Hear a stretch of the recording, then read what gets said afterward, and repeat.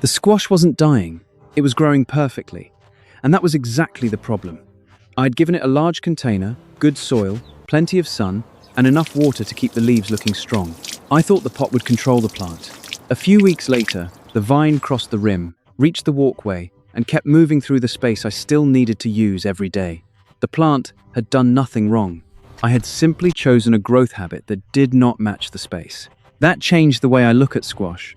I used to choose by the fruit first: green zucchini, yellow squash, round fruit, long fruit, butternut for soup, spaghetti squash for the kitchen. The photo on the seed packet made the decision feel easy. In a small garden, though, the fruit is only half the story.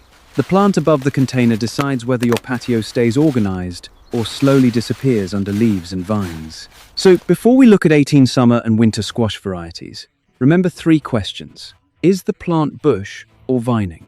How much root space can you honestly give it? And do you want tender squash to harvest, often through summer, or mature squash that you leave on the plant much longer for a later harvest? Those 3 questions can save you from months of trying to force the wrong plant into the wrong corner. And one more thing. A container controls the root zone. It does not automatically make the plant compact above the soil.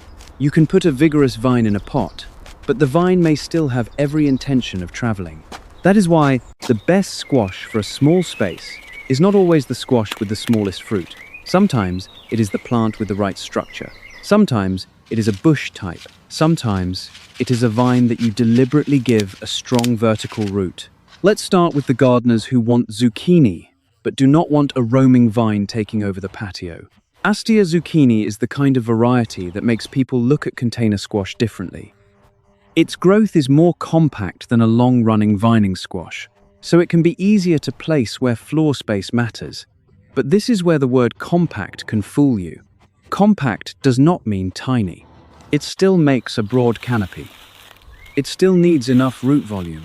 And on a hot summer day, those large leaves can move through water quickly. If you grow Astia or another compact zucchini, watch the plant instead of the label. Look at where the main growth stays centered. Look at how far the leaves extend beyond the rim. Then look under those leaves. A plant that stays relatively contained can still hide fruit surprisingly well. The most tender zucchini is often the one you find on time, not the one that becomes the largest. Patio star zucchini belongs in a similar conversation. The name immediately sounds perfect for a deck or patio, and that is exactly why I would slow down and read the complete variety description before planting. A marketing-friendly name is not a substitute for understanding the plant. You still need to know whether the cultivar is described as compact, bush, semi-bush, or vining. You still need a container that supports the root system and a place where the foliage can open without blocking every path around it. For a patio setup, the advantage of a more compact zucchini is not that it needs no management.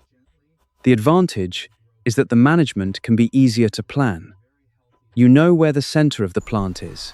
You can reach the base. You can inspect the leaves. You can check flowers and fruit without chasing a vine behind 3 other containers. That accessibility matters more than many gardeners realize, because squash can change quickly when it is producing well. 8-ball zucchini changes the picture again because the fruit is round. When people first see it, they often focus on the shape, but the real lesson for a small space gardener is how fruit shape changes the way you inspect the canopy. A long zucchini can sometimes show itself between the leaves. A round fruit can sit close to the crown and become easy to miss if the plant is dense. So with 8-ball, do not stand 5 feet away and assume you have checked the plant. Lift the largest leaves gently. Look near the center. Look behind the container if one side faces a wall. A young fruit can be exactly where you are least likely to notice it. And if you are waiting for the biggest possible squash, you are using the wrong strategy for summer squash. The goal is tenderness and regular harvest, not a single oversized fruit that has been hiding for days. Golden zucchini gives you a different advantage: visibility. A bright yellow fruit can be easier to notice against green foliage than a dark green zucchini. That does not mean you will never miss one. Dense leaves can hide almost anything.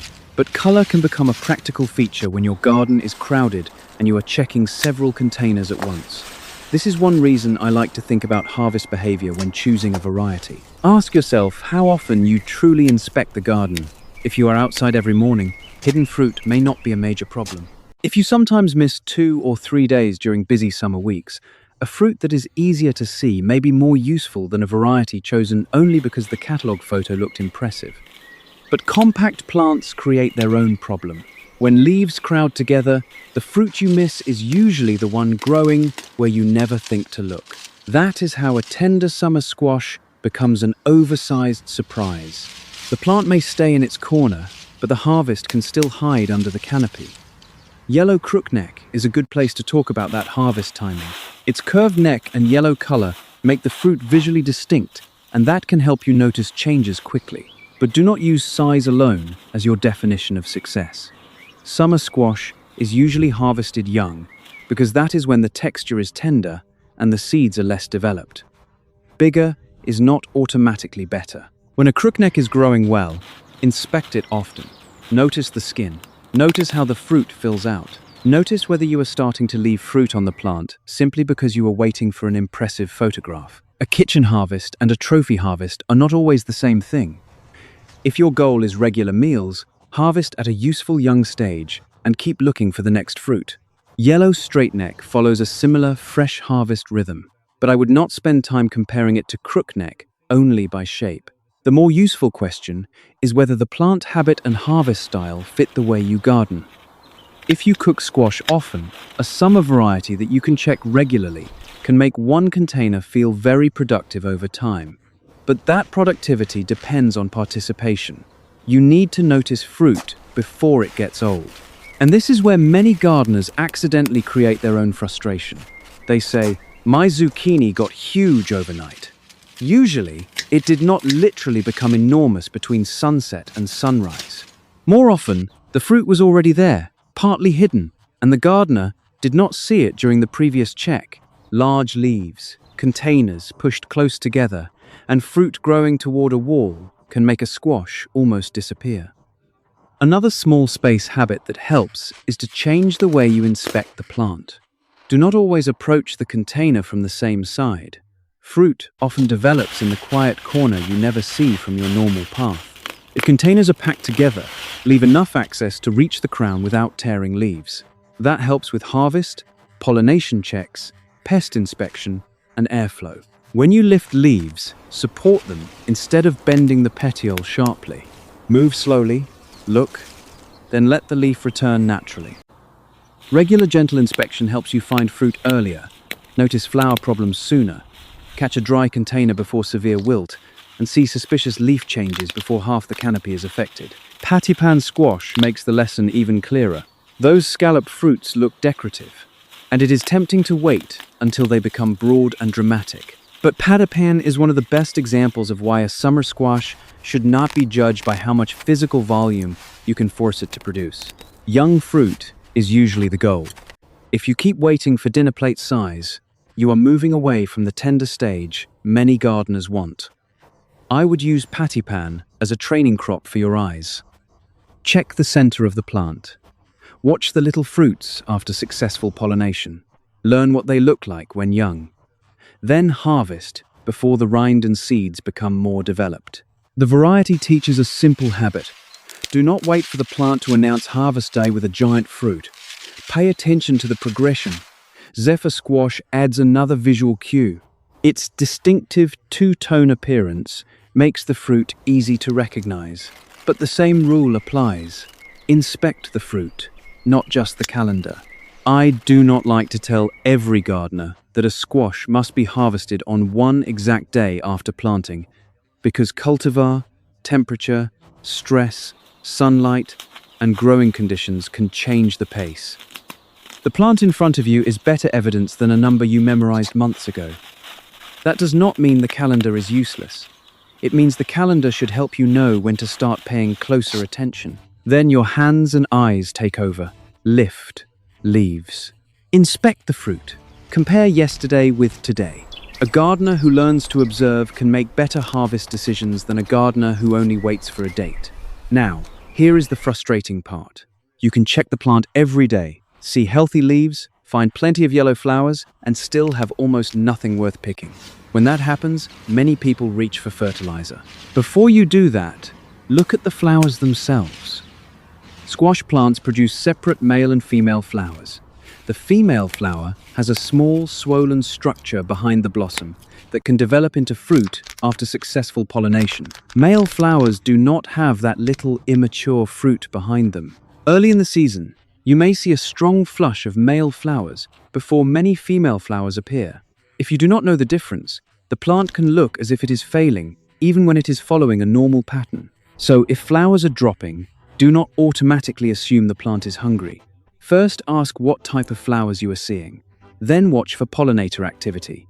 Look in the morning when blossoms are open. If female flowers are present and tiny fruits begin to yellow, shrivel, or fail to develop, pollination may be part of the problem.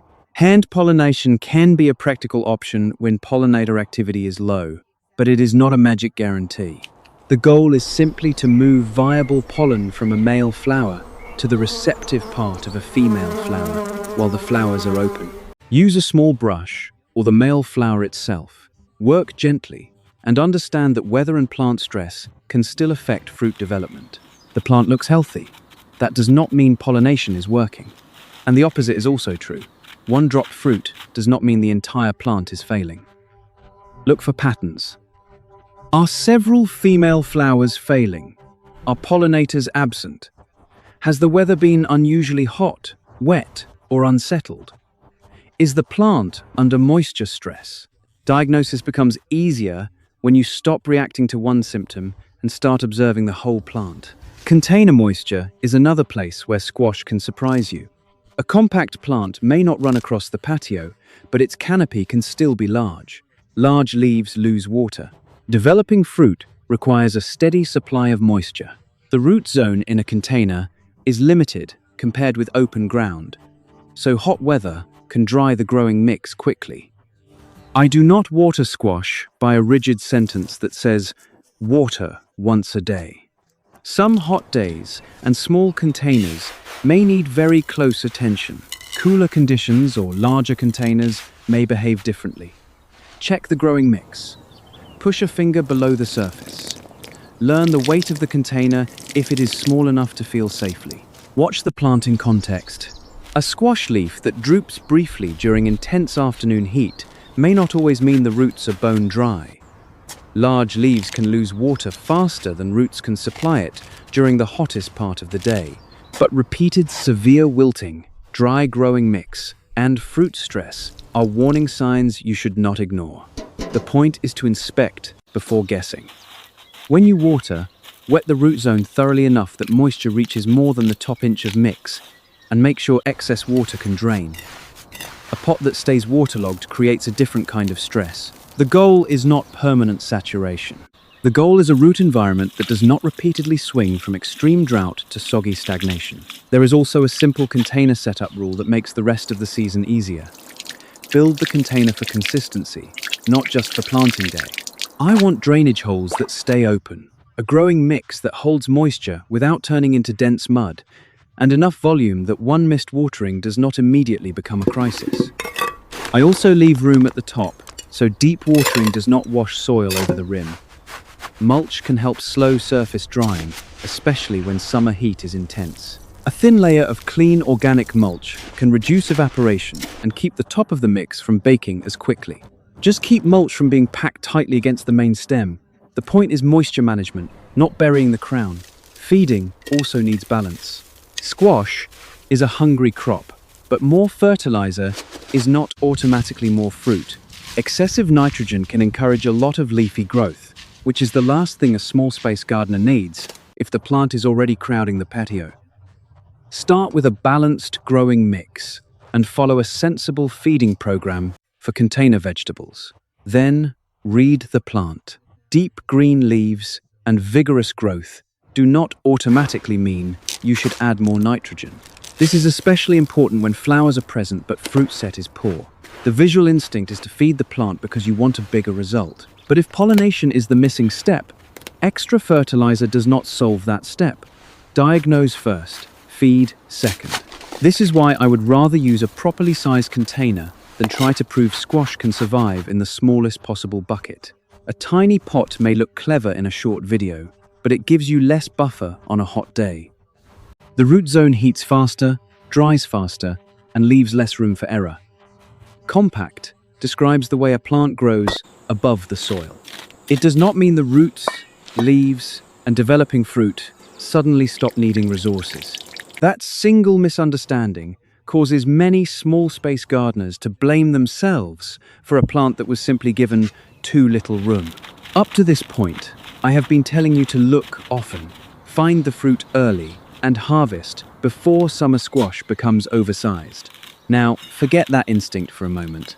The harvest rules are about to reverse. We are moving into winter squash. With winter squash, the goal is not to harvest a small, tender fruit as soon as it looks edible.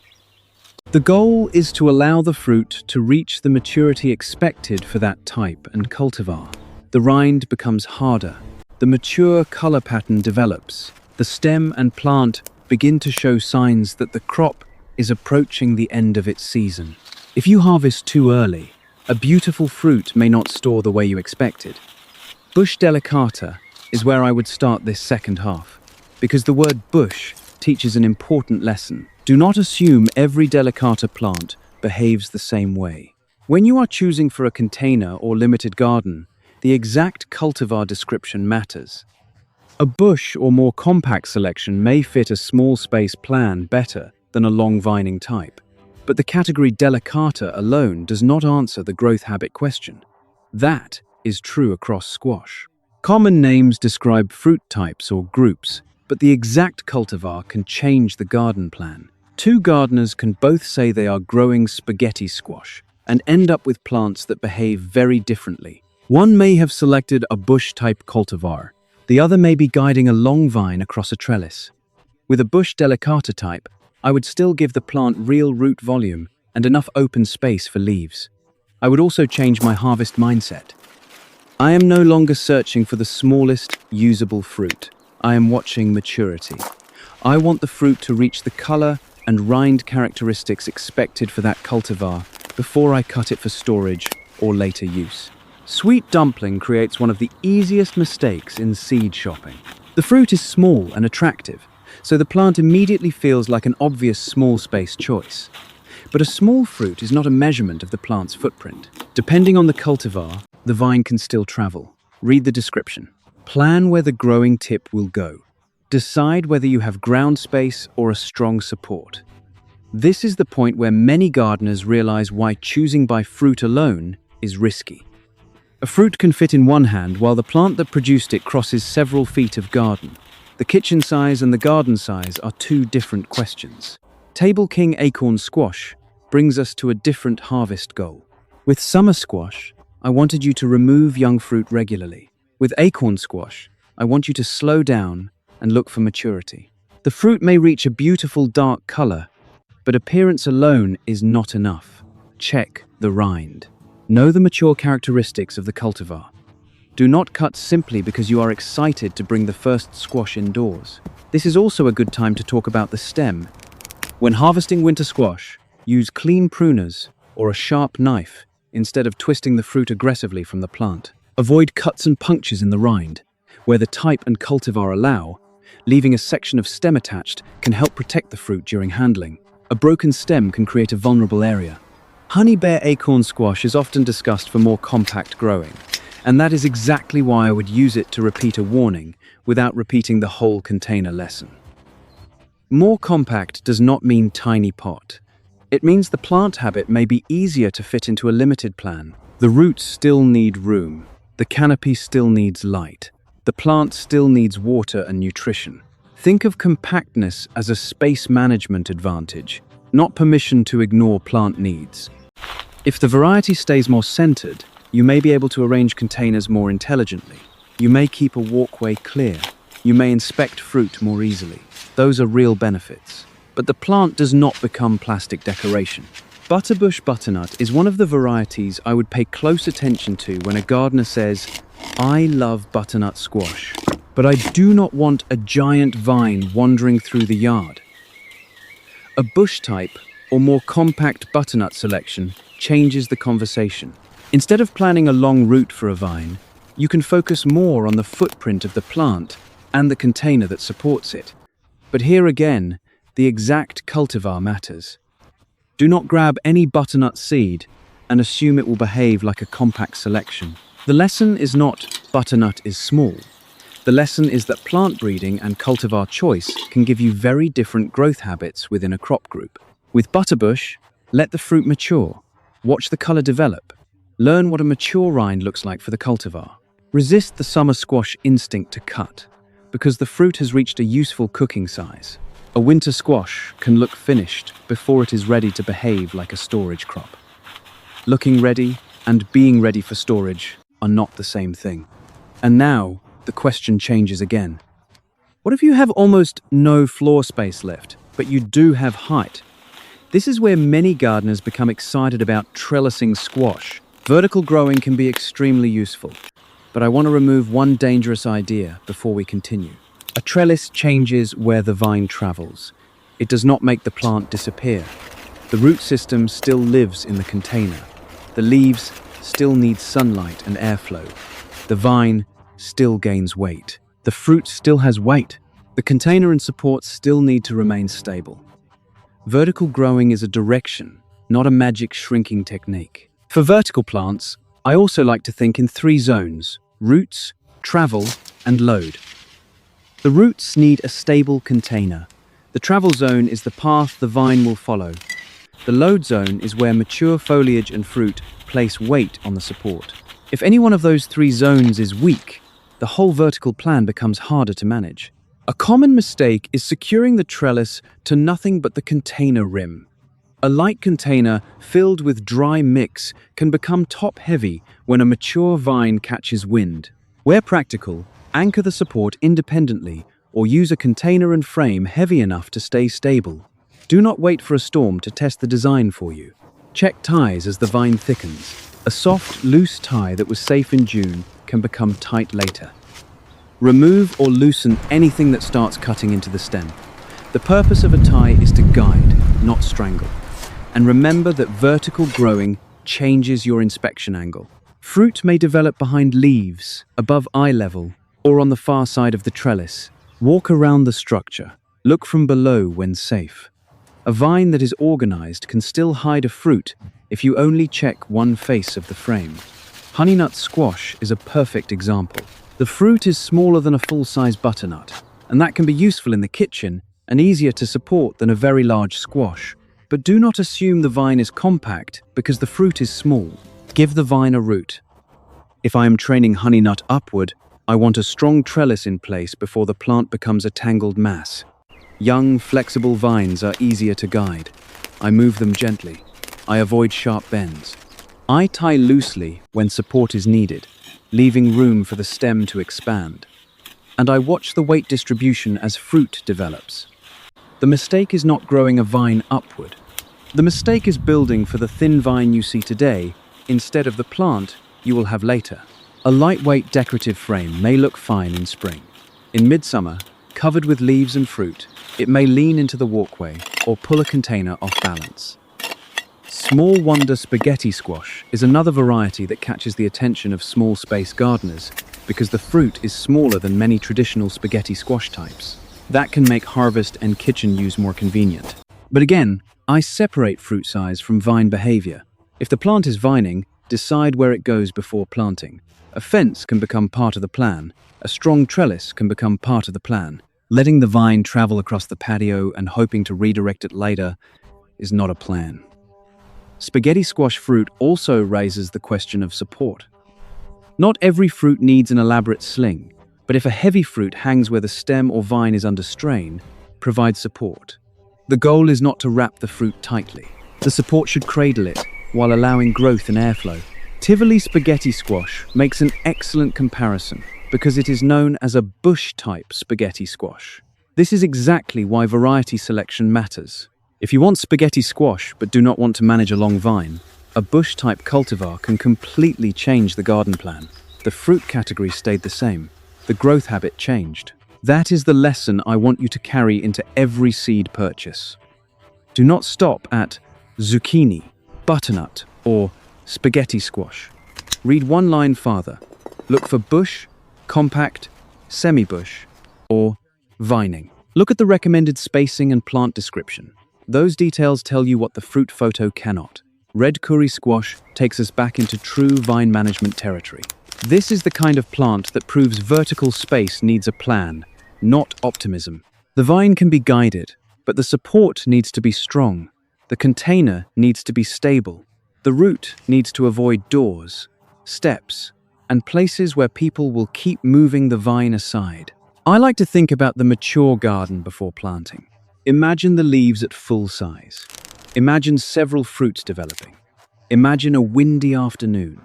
Then ask whether the trellis is still strong enough and whether the container is still balanced. If the answer is no, fix the support while the plant is young. Festival squash closes the variety list with a useful reminder. Colorful, decorative-looking fruit can make a squash seem automatically suited to a tidy, small garden. Do not let the fruit answer the growth habit question for you. Read the cultivar description. Plan for the plant. Then think about the harvest. By now, you have probably noticed a pattern. The most important word on a squash packet may not be the fruit name. For a small space gardener, the growth description can be more important than the photograph. Now stop for a second if you are seeing white on the leaves. Squash foliage often creates another panic point in midsummer. A gardener walks outside, sees pale or white markings, and immediately starts spraying something. Do not diagnose from across the patio. Some squash varieties naturally have silver or pale patterns in the leaves. Powdery mildew, on the other hand, usually appears as a spreading white, powdery growth on leaf surfaces and can also affect stems or vines. The important thing is to inspect closely. Look at several leaves. Is the pattern consistent with the natural marking of the plant, or does it look like a coating developing and spreading? Rub very gently if appropriate and see whether it behaves like surface growth. Compare older and newer leaves. Look at the overall plant. The next mistake is treating every white mark as the same problem. If powdery mildew is developing, airflow becomes important.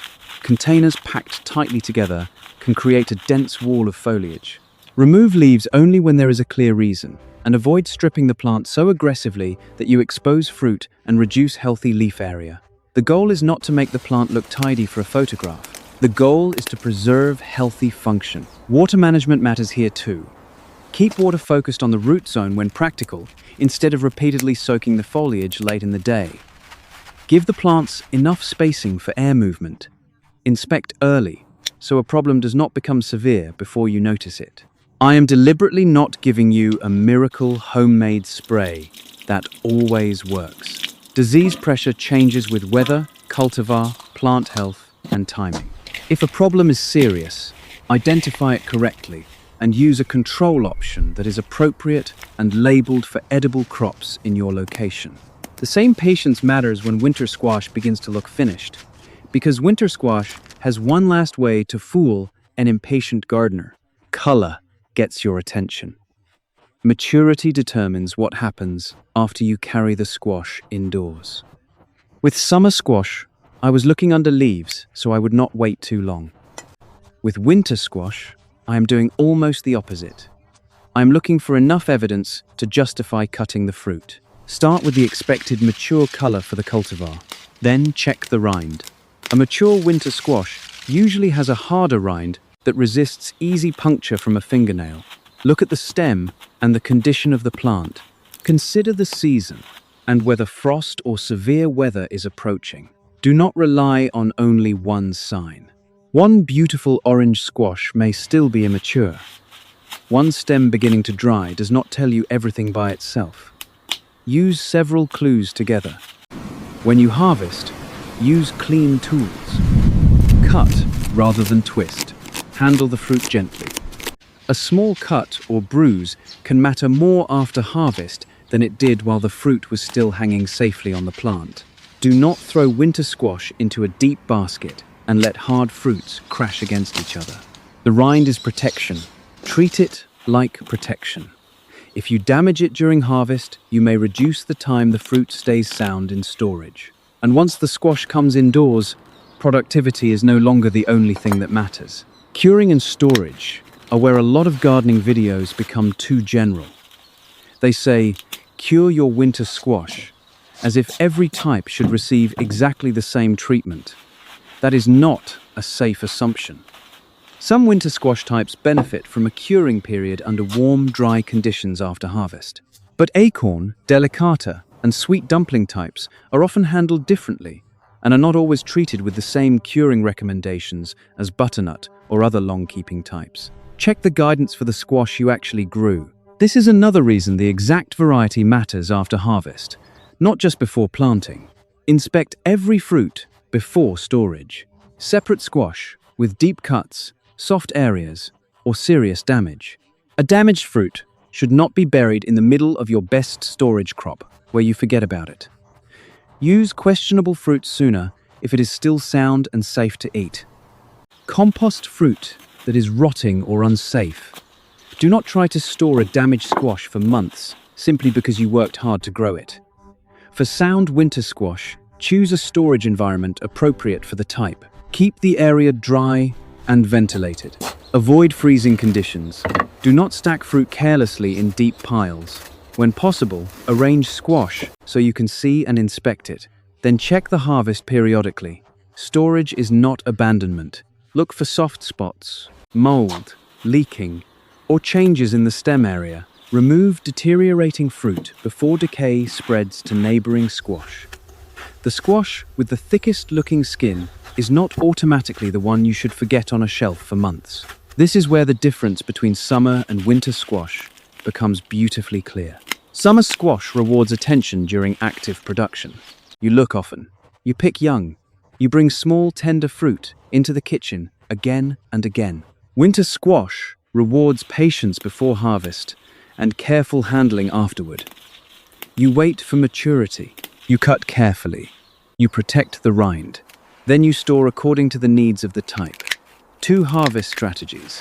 1. Small garden. So, how do you choose among these 18 varieties without turning your seed order into another complicated decision? Start with your space.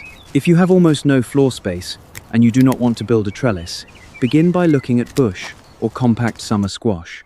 Astia, patio star, and other clearly described compact zucchini types can make more sense than a roaming vine. Give them a real container and enough room for the canopy. If you cook squash often and you are willing to inspect plants regularly, summer squash may give you the rhythm you want. 8-ball, golden zucchini, crookneck, straightneck, pattypan, and zephyr all reward the gardener who checks the plant and harvests at a useful young stage. If you know you will not check every day or two during peak production, think about fruit visibility and canopy density. A bright fruit can be easier to see. A round fruit may hide near the crown. Choose with your real routine in mind, not the routine you wish you had. If your goal is a later season crop, start looking at winter squash. Bush delicata, honey bear, butterbush, and other more compact selections can help reduce some space management problems, but they still need proper root volume and care. If you have vertical space and a strong structure, managed vines become an option. Honeynut, small wonder, red curry, and other vining squash may use height well when you give them a deliberate root. Build the support early. Guide young growth gently. Watch fruit weight and container stability. If you want spaghetti squash without planning for a long vine, a bush-type cultivar, such as Tivoli, can completely change the setup. That one choice proves the entire point of this video. The fruit you want to eat is important. But before taste, color, or shape, ask one more question. Can I realistically give this plant the space and management it needs? At the beginning, I told you about a squash that grew perfectly and still became a problem. The plant was not bad. The soil was not automatically bad. The container was not automatically bad. I had simply created a mismatch. I chose the fruit first and the plant second. Once I reversed that decision, the garden became easier to plan. Bush squash stayed where I expected it to stay. Vines were given a direction before they became tangled. Summer fruit was harvested young instead of discovered late. Winter squash was left to mature instead of cut because the color looked exciting. The real change came when I stopped choosing squash only by the fruit and started looking at the whole plant. So when you look at seed packets this season, enjoy the photographs. Think about flavor. Think about the meals you want to cook. But then turn the packet over and look for the information that determines what happens in your garden. Bush or vine? Compact or roaming? Fresh summer harvest or mature winter crop? Floor space or vertical space? Frequent picking or patient storage? Choose the fruit you want to eat, but choose the plant you actually have room to grow.